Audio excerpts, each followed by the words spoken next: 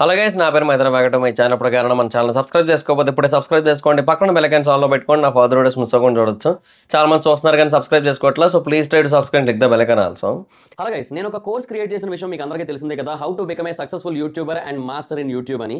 అయితే ఆ కోర్స్ యొక్క స్టార్టింగ్ ప్రైస్ యాక్చువల్గా 3000 రూపీస్ పెట్టడం జరిగింది, అంటే 2999 అయితే పెట్టాను. అయితే దాని గురించి చాలా మంది నాకు ఇన్స్టాగ్రామ్లో పర్సనల్గా మెసేజ్ చేయడం జరిగింది. బ్రో, అంత ప్రైస్ అంటే మేము పెట్టలేకపోతున్నాము, కొంచెం ఎక్కువైంది, సో కొంచెం తగ్గించండి, మాకు కొంచెం డిస్కౌంట్ ఇవ్వండి అని అడగడం జరిగింది. సో వాళ్ళందరినీ కూడా దృష్టిలో పెట్టుకుని ఈ కోర్స్ యొక్క ప్రైస్ అయితే తగ్గించడం జరిగింది. సో ఇప్పుడే దానికి ఒక కోడ్ అయితే క్రియేట్ చేశాను. ఆ కోడ్ పేరు FAN50. మీరు ఎంటర్ చేయాల్సిన పని లేదు, ఆటోమేటిక్గా ఎంటర్ అయిపోతుంది. నేను డిస్క్రిప్షన్లో అండ్ కామెంట్ సెక్షన్లో ఇచ్చిన ఈ లింక్ మీద కనుక మీరు క్లిక్ చేసి చూసినట్టయితే మీకు ఆ కోడ్ ఆటోమేటిక్ ఎంటర్ అయిపోయి కనిపిస్తుంది. సో మీరు ఎవరైనా కోర్స్ తీసుకోవాలనుకున్నట్టయితే ఇప్పుడు ఆ కోర్స్ తీసుకోండి, 50% డిస్కౌంట్ వస్తుంది. ఈ ఆఫర్ కొద్ది రోజులు మాత్రమే ఉంటుంది, ఎందుకంటే ఈ కోడ్ కొద్ది రోజులు మాత్రమే పనిచేస్తుంది. సో ఎవరైతే తీసుకోవాలనుకుంటున్నారో ఇమీడియట్ గా తీసుకోండి ఆ కోర్స్ని, లేదంటే ఆఫర్ అయితే మిస్ అవుతారు, మళ్ళీ 3000 రూపీస్ పెట్టి కొనుక్కోవాల్సి ఉంటుంది. అండ్ ఎవరైతే ఈ యాడ్ ని చూస్తున్నారో వాడు కూడా కింద కామెంట్ సెక్షన్ లో FAN50 అని కామెంట్ చేయండి, ఎందుకంటే ఈ యాడ్ ని ఎంత మంది చూస్తున్నారో నేను తెలుసుకోవాలనుకుంటున్నాను. సో అందుకని ఇంట్రెస్ట్ ఉన్న వాళ్ళు డిస్క్రిప్షన్ లో అండ్ కామెంట్ సెక్షన్ లో దీని యొక్క లింక్ అయితే ఉంటుంది, ఇమీడియట్ గా దాని మీద క్లిక్ చేసి కోర్స్ తీసుకోండి. ఈ ఆఫర్ కొద్ది రోజులు మాత్రమే, గుర్తుపెట్టుకోండి. సో బేసిక్గా ఇప్పుడు ప్రస్తుతానికైతే రామ్ చరణ్ గారిది గేమ్ చేంజర్ మూవీ రిలీజ్ అవుతున్న విషయం మనకు అందరికీ తెలిసిందే. అది ఇంకో కొద్ది రోజుల్లో రిలీజ్ అయిపోబోతుంది అది. సో అది రిలీజ్ అయిన తర్వాత ఇంకా రామ్ చరణ్ గారు ఇమీడియట్గా వెళ్ళే, అంటే షూట్లో పార్టిసిపేట్ చేసే సినిమా RC16. ప్రస్తుతానికైతే దానికి ఇంకా పేరేం అనుకోలేదు. సో వర్కింగ్ టైటిల్ RC16, ఎందుకంటే అది రామ్ చరణ్ గారి 16th మూవీ కాబట్టి. మేబీ ఇన్ ఫ్యూచర్ టైటిల్ అయితే అనౌన్స్మెంట్ వస్తుంది మనకి. సో టైటిల్ ఏం పెడతారు అని కూడా చాలా ఇంట్రెస్టింగ్గా ఉంది, ఎందుకంటే ఈ సినిమా మీద ఎక్స్పెక్టేషన్స్ ముందు నుంచి కూడా చాలా గట్టిగానే ఉన్నాయి. బేసిక్గా ముందు నుంచే చాలా హ్యూజ్ లెవెల్లో యాంటిసిపేషన్ అయితే ఉంది, ఎందుకంటే బుచ్చిబాబు గారు ఉప్పెన సినిమా తీసిన తర్వాత దానికి నేషనల్ అవార్డు కూడా వచ్చింది. అండ్ ఆ తర్వాత ఆయన చాలా గ్యాప్ తీసుకొని చాలా ప్లానింగ్తో చాలా గట్టిగా కాన్సన్ట్రేట్ చేసి ఫోకస్ చేసి రాసిన సినిమా ఇది. సో చాలా ప్లానింగ్తోనే వస్తున్నారు ఆయన కూడా.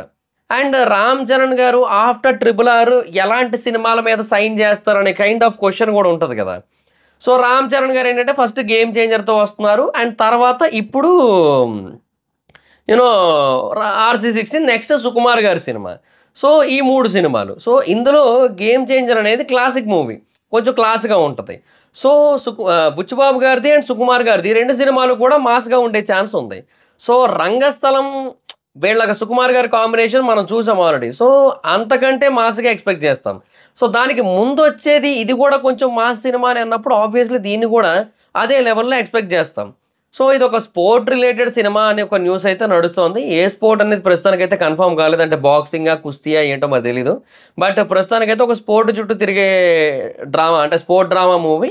అండ్ చాలా హై లెవెల్లో ఎమోషన్స్ అయితే ఉంటాయి, అండ్ స్క్రీన్ ప్లే కూడా చాలా గట్టిగా ఉందనే కైండ్ ఆఫ్ పాయింట్ అయితే నడుస్తోంది ఇండస్ట్రీలో ప్రస్తుతానికి. సో చూద్దాం. అయితే ఈ యాంటిసిపేషనే చాలా హ్యూజ్ లెవెల్లో ఉంది సినిమా మీద. అయితే దీని గురించి ఒకసారి విజయ్ సేతుపతి గారు ఒక ఇంటర్వ్యూలో ఒక మాట చెప్పారు. ఏమని?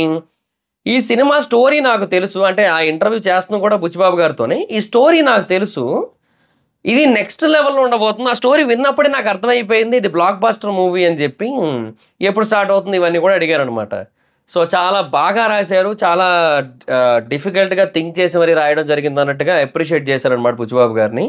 సో విజయ్ సేతుపతి గారి నుంచి ఆ కైండ్ ఆఫ్ అప్రిషియేషను, ఆ కైండ్ ఆఫ్ ఎలివేషను ఈ సినిమా స్టోరీకి వచ్చినప్పుడు ఇంకా ఆటోమేటిక్గా చాలామందికి అది ఎట్లా అయిపోయిందంటే ఇంకా హ్యూజ్ లెవెల్లో కనెక్ట్ అయిపోయింది. ఓకే, ఏదో చాలా పెద్దగానే ఉండబోతుంది. సో బుచ్చిబాబు గారికి అండ్ విజయ్ సేతుపతి గారికి మంచి ర్యాప్ ఉంది. అది చాలాసార్లు ఆయన కూడా ఇంటర్వ్యూస్లో చెప్పారు, నేను ఉప్పెన చేసింది కేవలం ఆయన కోసం, బుచ్చిబాబు కోసమే, బుచ్చి కోసమే.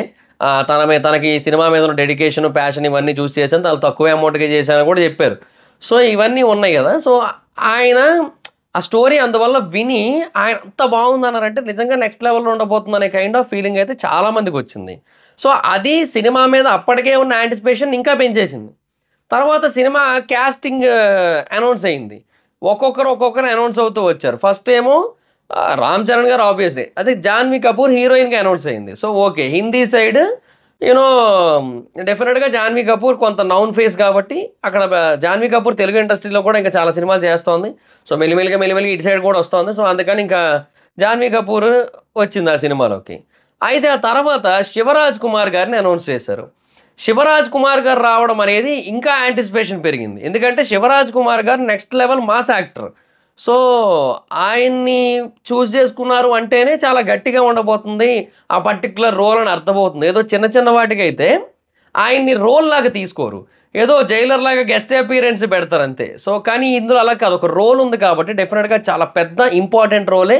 అండ్ అది 100% యాప్ట్ అయ్యేది. సో, అలాంటిది ఒకటి ఆయన చూజ్ చేసుకున్నారు. తర్వాత జగపతి బాబు గారు ఉన్నారని అనౌన్స్ చేశారు. జగపతి బాబు గారి అనౌన్స్‌మెంట్ కూడా చాలా ఇంపాక్ట్ క్రియేట్ చేసింది. ఎందుకంటే మన దగ్గర జగపతి బాబు గారిని మనం రంగస్థలంలో కావచ్చు, లేదంటే లెజెండ్‌లో కావచ్చు చాలా చోట్ల చూసాం కదా! అక్కడ ఆయనలో ఉన్న విలనిజం చాలా అంటే చాలా రాక్ సాలిడ్ ఉంది ఆయనలో. సో, డెఫినిట్‌గా ఆయన సైడ్ కూడా ఏదో స్ట్రాంగ్ నెగెటివ్ షేడ్ ఉండబోతుందనే కైండ్ ఆఫ్ ఫీల్ వచ్చింది. సో, అలాగా అదొకటి. తర్వాత ఇప్పుడు 'మున్నాబాయి'ని అనౌన్స్ చేశారు. అంటే 'దివ్యేందు'. 'మిర్జాపూర్‌లోని మున్నాబాయి' క్యారెక్టర్ బాగా పాపులర్ అందరికీ తెలిసిందే కదా! సో, ఆ 'మున్నాబాయిని' ఇప్పుడు ఈ సినిమాలో అనౌన్స్ చేశారు. మరి ఏ రోల్ అనేది ప్రస్తుతానికి కన్ఫర్మ్ చేయలేదు. కాకపోతే ఏంటంటే మాక్సిమం విలనే అనుకుంటున్నారు. సో, 'రామ్ చరణ్' గారు వర్సెస్ 'మున్నాబాయి'. అంటే 'రామ్ చరణ్' గారి క్యారెక్టర్ పేరేంటో మనకు ప్రస్తుతం తెలీదు కాబట్టి ఇంక ప్రస్తుతానికి 'రామ్ చరణ్' గారు. ఈయనైతే 'మున్నాబాయి'. అంటే ఈయన బాగా ఇంకా 'మున్నాబాయి'తో బాగా కనెక్టెడ్. అది all over India too much connect అయిపోయిన క్యారెక్టర్ అది. అండ్ ఇన్‌ఫాక్ట్ ఆ 'మున్నాబాయి'కి ఎవరైతే డబ్బింగ్ చెప్పారో తెలుగులో అదే పర్సన్ మళ్ళీ డబ్బింగ్ చేయాలని ఎక్స్‌పెక్ట్ చేస్తున్నారు. కాకపోతే అలా ఉండదులెండి. 'మున్నాబాయి' లాగా ఉండదులెండి. అది వేరే విషయం గానీ. సో, డబ్బింగ్ చేయాలని ఎక్స్‌పెక్ట్ చేస్తున్నారు. సో, చూద్దాం అది ఫర్దర్‌గా వీళ్ళు ఏ డెసిషన్ తీసుకుంటారో. బట్ వీటన్నిటిని బట్టి చూస్తూ ఉంటే ఇప్పుడు 'ఆర్‌సీ-16' అనేది నిజంగా చాలా పెద్ద సెన్సేషనల్ హిట్ అయ్యే స్కోప్ ఉన్న సినిమా అనే ఫీలింగ్ వస్తుంది. ఇప్పుడు మీరు గమనించినట్టయితే 'దంగల్' అనేది కూడా ఆ లెవెల్‌లో ఎట్లా కలెక్ట్ చేసిందంటే ఇండియాలో అది పెద్దగా ఏం కలెక్ట్ చేయలా. అది చైనాలో ఎక్కువ కలెక్ట్ చేసింది. చైనాలో మనకి దగ్గర దగ్గరగా 1300 కోట్ల పైన కలెక్ట్ చేసిందది. అది ఇండియా కంటే చైనాలో ఎక్కువ వచ్చినాయి దానికి. ఓవర్‌సీస్ కలెక్షన్సే ఎక్కువ దానికి. సో, అది ఎందుకు అట్లా కలెక్ట్ చేసిందంటే అదొక స్పోర్ట్ రిలేటెడ్ డ్రామా అది. ఓకే. ఇప్పుడు ఇది కూడా స్పోర్ట్ రిలేటెడ్ డ్రామా. సో, దీన్ని కూడా ఒక ప్రాపర్‌గా ప్లాన్ చేసుకొని ఆహ్, హ్మ్, తెలుగు, తమిళ్, హిందీ, కన్నడ, మలయాళం ఎట్లాగా రిలీజ్ అవుద్ది. అట్లా కాకుండా వేరే language like Korean, Chinese, Japanese ఈ లాంగ్వేజెస్‌లో కూడా ప్రాపర్‌గా డబ్ చేసుకొని, ఇక్కడ కూడా ఆ కంట్రీస్‌లో కూడా ప్రాపర్‌గా రిలీజ్ చేసుకుంటే, ఇది డెఫినిట్‌గా వరల్డ్ వైడ్ సెన్సేషన్ క్రియేట్ చేసే స్కోప్ ఉన్న సినిమా అనే కైండ్ ఆఫ్ ఫీలింగ్ వస్తుంది. అంటే ఆహ్, ఏమంటారు ఆ కనెక్టింగ్ డ్రామా పాయింట్స్ ఉంటాయి దీంట్లో. ప్రతి ఒక్కరు కనెక్ట్ చేసుకోగలిగే డ్రామా పాయింట్స్ ఉంటాయి అనిపిస్తుంది. అంటే ఎందుకంటే స్పోర్ట్ డ్రామా యూజువల్లీ. రెండోది విజయ్ సేతుపతి గారు ఆ లెవెల్‌లో చెప్పారు. అండ్ ఇండస్ట్రీలో నడుస్తున్న పాయింట్ ఏంటంటే, ఆ డ్రామా, ఎమోషన్స్ అవన్నీ కూడా ఉన్నాయి కాబట్టి, ఆ బేసిస్ మీద అనిపిస్తుందనమాట. అంటే ఒక పాజిటివ్ నోట్ సినిమా స్టార్టింగ్ నుంచే వస్తోంది. ఓకే. ఇదేదో గట్టిగా ఉండబోతుంది. ఓకే. ఇదేదో బ్లాస్ట్ కొట్టబోతుంది అనే కైండ్ ఆఫ్ ఫీలింగ్ స్టార్టింగ్ నుంచే వస్తుందనమాట. సో, అది నిజంగా బెస్ట్ థింగ్ అని చెప్పొచ్చు.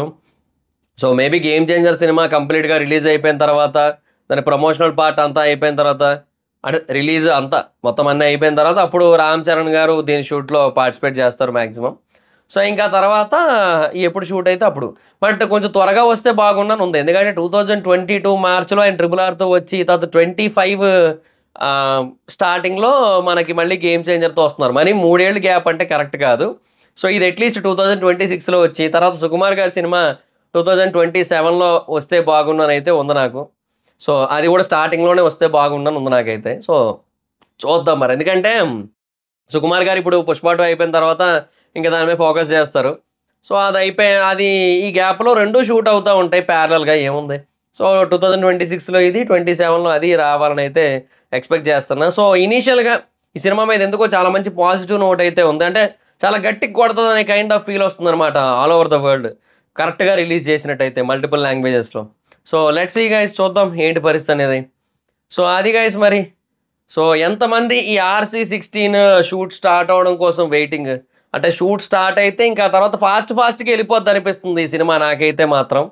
ఎందుకంటే ఇప్పుడు 'గేమ్ చేంజర్‌లో' మనకేంటంటే ఆ లావిష్‌నెస్ ఏదైతే ఉందో టూ మచ్ గ్రాండియర్ స్కేల్ గదా అది. సో, ఆ గ్రాండియర్ స్కేల్ సినిమా అవ్వడం వల్ల దానికి వీఎఫ్ఎక్స్ వాటన్నిటికి, పోస్ట్ ప్రొడక్షన్ వాటన్నిటికి చాలా టైం తీసుకుంది. బట్ దీనికి అట్లా గాదు. సో, సినిమా స్కేల్ పెద్దదే. బట్ మనకేంటంటే ఆ వీఎఫ్ఎక్స్ వాటికంటే ఆ ఎమోషన్స్ మీద ఎక్కువ ఫోకస్ ఉంటదనిపిస్తుంది నాకైతే మాత్రం 'ఆర్‌సీ-16' మీద. సో, చూద్దాం ఫర్దర్‌గా ఏం టైటిల్ పెడతారో. సో నాకైతే మాత్రం ఎప్పుడు షూటింగ్ స్టార్ట్ అవుతే ఎప్పుడు చూద్దామని వెయిటింగ్ నేనైతే మాత్రం. సో అది మరి. సో నాకైతే ఇది చాలా గట్టిగా కొడతా అనిపిస్తుంది. మరి మీకు ఎలా అనిపిస్తుందో కింద కామెంట్ సెక్షన్‌లో చెప్పండి. So that's it guys, this is the video. Video కానీ మీకు నచ్చినట్లయితే లైక్ చేయండి, వీడియో షేర్ చేయండి. ఇప్పుడు ఎవరైనా మన ఛానల్ సబ్స్క్రైబ్ చేసుకోకపోతే ఇప్పుడే సబ్స్క్రైబ్ చేసుకోండి. పక్కన బెల్ ఐకాన్ ఆన్‌లో పెట్టుకోండి. నా ఫర్దర్ వీడియోస్ మిస్ అవ్వకుండా చూడొచ్చు. చాలా మంది చూస్తున్నారు కానీ సబ్స్క్రైబ్ చేసుకోవట్లేదు. So please try to subscribe, click the bell icon also. నా ఇన్‌స్టాగ్రామ్ ఐడీ జబర్దస్త్ మైత్రం, అక్కడ వచ్చి ఫాలో అవ్వచ్చు. Thank you so much. Meet next video. By by.